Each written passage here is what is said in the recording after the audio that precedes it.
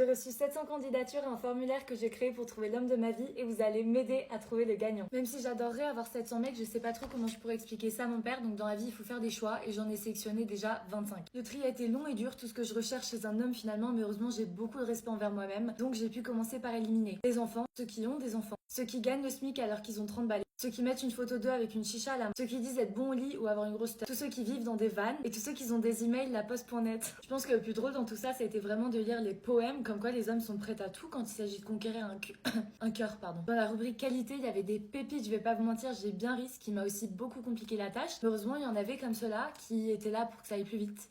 Enfin, pour trier, je veux dire, même si c'est évident qu'avec eux, de toute façon, tout va trop vite. Et pour que ça aille encore plus vite, j'avais demandé aux mecs combien ils gagnaient. Donc évidemment, j'ai eu beaucoup de chiffres, mais beaucoup trop de réponses aussi de ce type qui ont fait un tout droit dans la corbeille. Puis tant qu'à faire, j'aurais demandé aussi ce qu'ils possédaient et j'ai eu des retours assez cocasses. J'ai adoré aussi ceux qui rajoutaient le nombre de tickets resto qu'ils avaient dans leur salaire. Puis après des nuits blanches à réfléchir à comment j'allais départager tous les profils. Enfin, c'est faux, évidemment, j'ai très bien dormi, mais c'était pour que ça fasse un peu plus dramatique. J'ai choisi les profils des 25 mecs les plus beaux, les plus riches et les plus drôles. Et je vais leur envoyer un autre formulaire à remplir pour cette fois n'en choisir que 5. Donc s'il vous plaît, donnez-moi vos meilleures idées, des petites questions, des petits défis à leur proposer parce que ça commence à devenir très compliqué puisqu'ils ont tous des super bons arguments. Puis évidemment, si ça fonctionne, vous serez tous invités au mariage.